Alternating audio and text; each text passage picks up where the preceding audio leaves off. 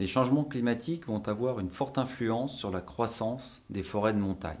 Ça va être d'autant plus marqué dans le secteur de l'espace alpin, car en zone de montagne, ces changements climatiques vont être exacerbés par la topographie. Des questions d'altitude, de précipitation, de changement de température, périodes de sécheresse vont effectivement être des éléments qui vont conditionner la croissance de nos peuplements forestiers. Il va falloir que les gestionnaires forestiers puissent être en mesure de s'adapter à ces nouvelles conditions climatiques probables. Pourquoi probables ? Parce qu'on est encore dans le domaine de l'incertitude. Nous avons des estimations, des modèles qui tendent à prouver qu'il y a effectivement des augmentations de température sur les 50 voire les 100 prochaines années. Un des scénarios les plus communément admis est une augmentation de température de l'ordre de 2 degrés. Toute la question pour le forestier est de savoir quelles vont être les conséquences de cette augmentation probable de 2 degrés de la température moyenne au niveau de la croissance des peuplements. Pour répondre à ces questions d'étude des conséquences probables des changements climatiques sur les écosystèmes forestiers et leur gestion, un consortium de 15 partenaires s'est créé, constitué de centres de recherche, constitué de gestionnaires forestiers pour justement apporter des réponses. Alors la réponse qui a été apportée dans le cadre de ce projet est la création d'un guide de gestion adaptative qui va permettre aux gestionnaires de pouvoir effectivement déterminer quelles sont les gestions les plus adaptées en fonction des évolutions observées du climat. Mais avant de produire ce guide, il y a eu 5 tâches de travail qui ont été construites.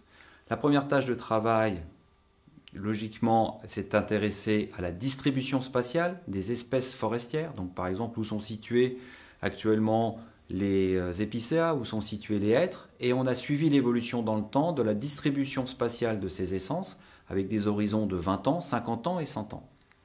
On dispose ainsi, pour l'ensemble de l'arc alpin, d'une cartographie de distribution probable des essences avec ces différents scénarios et sur un horizon d'un siècle à peu près. Deuxième tâche de travail très importante, c'est l'étude des conséquences des variations de température, entre autres, sur la pullulation de cortèges d'insectes, comme par exemple le bostridge, qui est en mesure d'attaquer et de détruire le travail du forestier, des pullulations aussi de maladies véhiculées par des bactéries ou des champignons, des questions de relargage de produits chimiques, type par exemple l'ozone, qui va influencer très fortement la croissance des peuplements forestiers, et puis aussi la répétition des phénomènes de sécheresse. Qui dit répétition des phénomènes de sécheresse dit possibilité d'autres phénomènes naturels, de phénomènes extrêmes. Donc on a développé une troisième tâche de travail qui s'est intéressée aux problématiques des incendies de forêt. Est-ce que dans le futur, on va avoir plus de phénomènes de type incendie de forêt? Est-ce qu'on va avoir une migration des incendies de forêt vers la partie nord de l'espace alpin? Autant de questions auxquelles le projet a essayé et a apporté des réponses, entre autres la création d'une base documentaire qu'on appelle un WebGIS, accessible via une plateforme internet. On a travaillé aussi sur la fréquence des sécheresses et on a travaillé aussi aux phénomènes extrêmes que représentent les tempêtes de vent et les ouragans. Dans ce contexte-là, des premiers guides ont été réalisés, comme par exemple un guide spécifiquement dédié aux problèmes de gestion des tempêtes et d'anticipation. Est-ce que le forestier est en mesure de créer des peuplements, ou tout du moins d'avoir des peuplements forestiers qui ont des caractéristiques qui vont leur permettre de résister au mieux à l'action du vent. Voilà, donc un premier guide qui a été rédigé. Une quatrième tâche de travail qui s'est intéressée aussi à des phénomènes de risques naturels, mais ces risques naturels un peu plus particuliers et spécifiques aux zones de montagne, des chutes de pierres, des avalanches. Là, la question s'est posée, quelle technique d'ingénierie écologique il faut développer pour gérer au mieux les peuplements forestiers qui ont un rôle de protection et comment anticiper en termes de fréquence de phénomènes ces différents risques naturels. Alors il y a eu des premiers résultats, on a fait des synthèses d'autres projets spécifiquement dédiés à ces questions de travaux sur les risques naturels.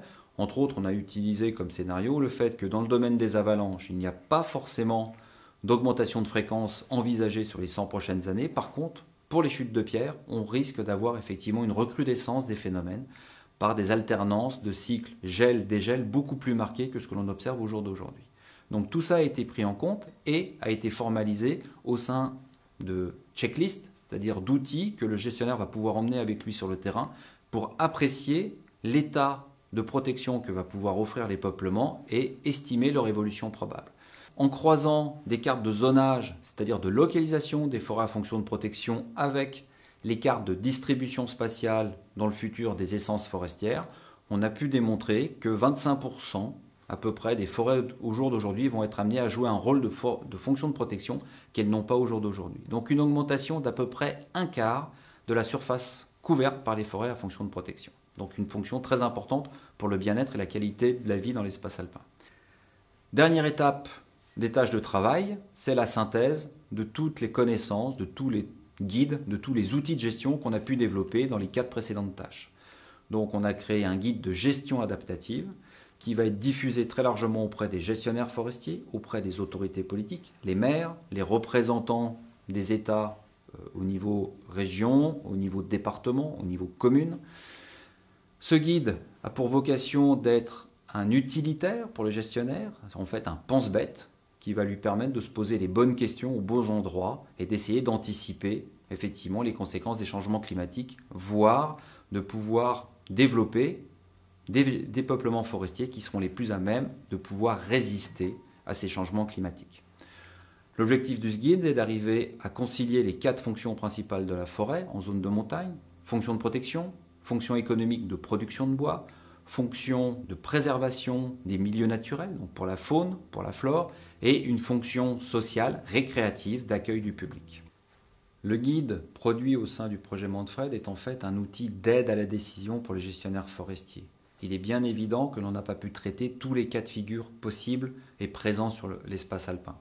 Par conséquent, ce guide doit être utilisé comme un fil conducteur pour établir un raisonnement, et le forestier doit toujours garder à l'esprit qu'il faut qu'il intègre ce que la nature va lui mettre sous les yeux, c'est-à-dire l'expression actuelle de la croissance forestière sous le climat que l'on observe au jour d'aujourd'hui. Par contre, ce guide va lui permettre éventuellement de rectifier le tir en termes de gestion, de manière à essayer de s'adapter au mieux à ces nouvelles conditions climatiques.